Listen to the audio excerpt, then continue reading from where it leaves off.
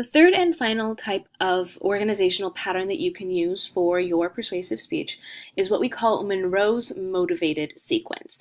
And this is a 5-step sequence, very specific 5-step sequence that is going to help you persuade to your audience. And so it's just another option for you to use. The first step is called attention, and this is where you have to have a strong attention-getting device to get your audience caring about your topic. This is going to function a lot like an introduction in an informative speech, where you have to have an attention-getting device, or an AGD, so a story that you can tell your audience, a quotation, an example, something of that nature to really get your audience invested in this speech. You have to state your topic and let your audience know why this matters to them. Tell them why they should care about this specific topic.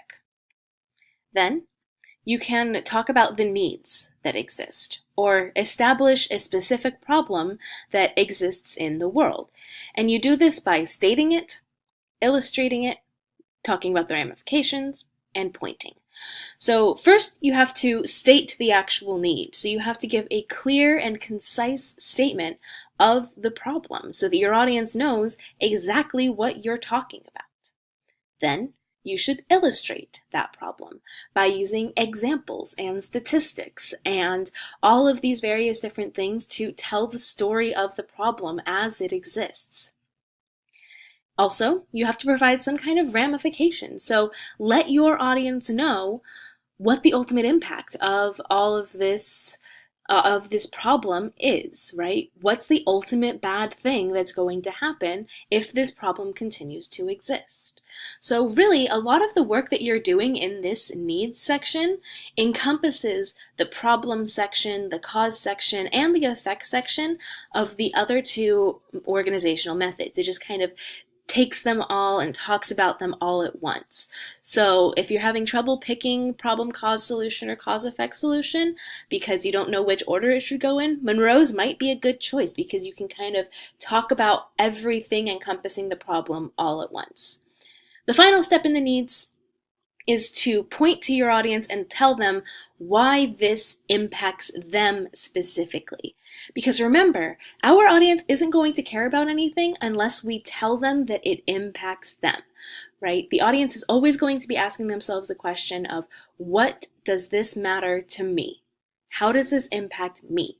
So you have to answer that question in the needs section so that they feel the need. They feel that there is a problem that exists in the world and they feel the need to do something about it. And once they feel that need, you get to satisfy that need or solve the problem.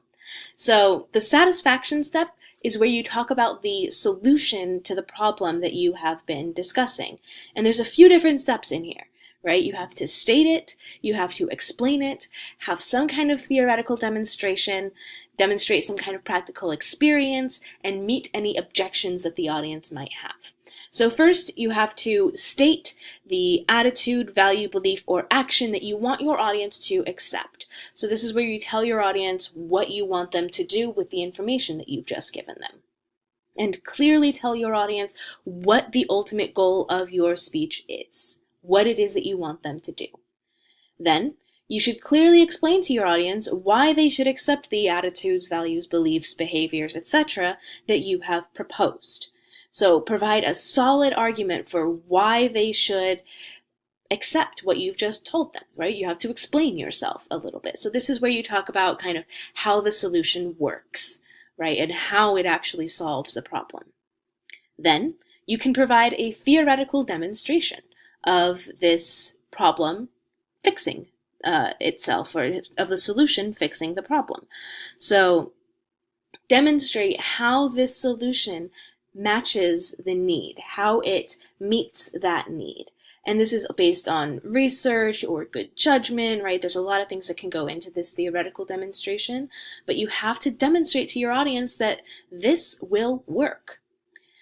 You could also demonstrate that it's going to work through a practical experience. So you can reference something that demonstrates how your proposal has perhaps worked elsewhere. So maybe there's a problem that exists in America that existed at one point in another country, but no longer exists because they implemented a specific solution.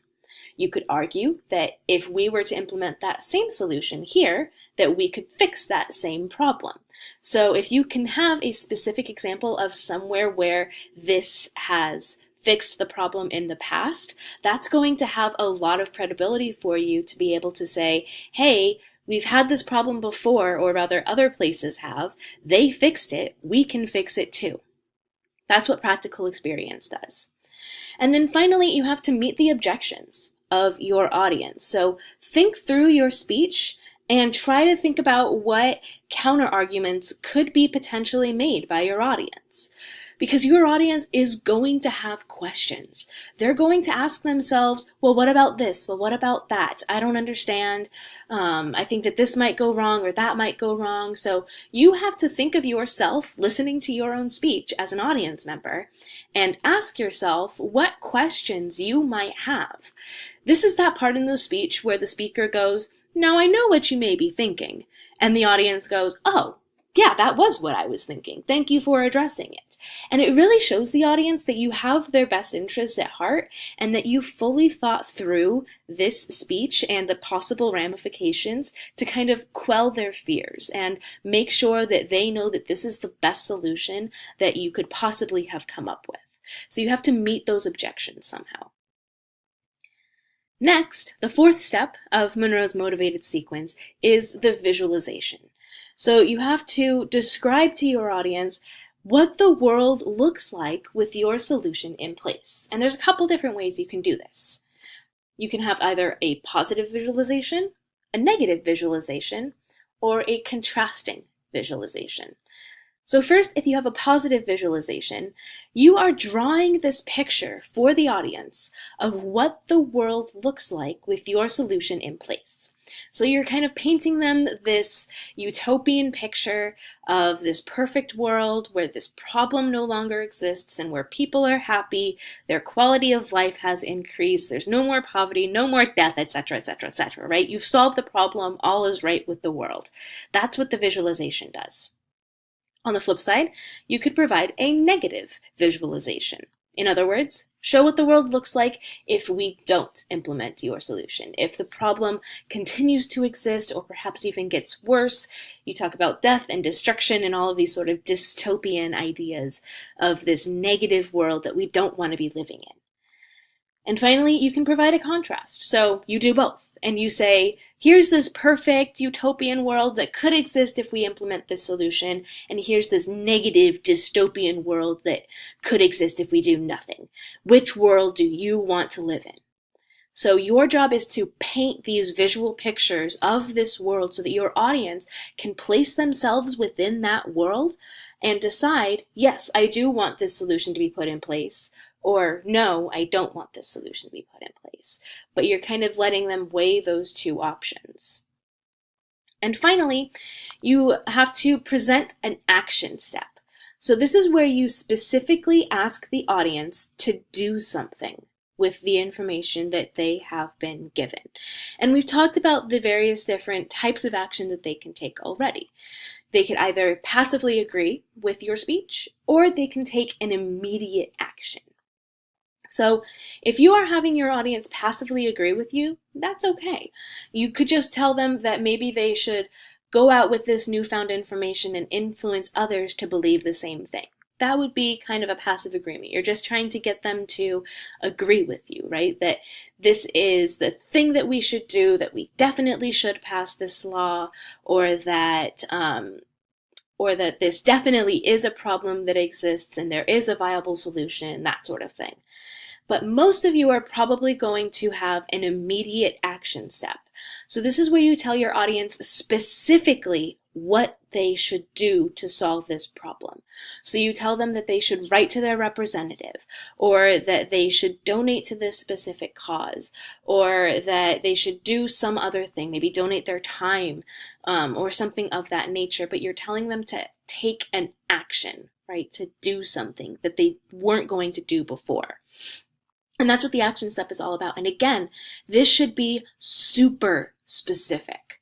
So for example, if you were telling your audience to write to their representative, you can't necessarily assume that everyone in that room is going to have the same representative, right? Because we all come from different places. Some people might be coming from one county over the other, and the district lines are drawn really weird. So some people might be represented by this US representative, and others might be represented by someone else. So you want to maybe point them to a website where they can figure out who their representative is and find phone numbers and addresses so that they can then go and find their representative and use a letter that you have written for them to send to them, right? So give them very specific steps to take, because the more specific you are, the more likely they are to actually take the action that you want them to take. If you're just kind of vague about it and you just say, just write to your representative, no one's going to actually do that because they might not know what to write or how to write to their representative, or they might not feel comfortable doing it. But the more specific you are, the more likely you are to actually persuade them to do something. So that's Monroe's motivated sequence. 5 steps: attention, needs, satisfaction, visualization, and action. Do all of these things and you've got Monroe's, and you might actually succeed in persuading someone.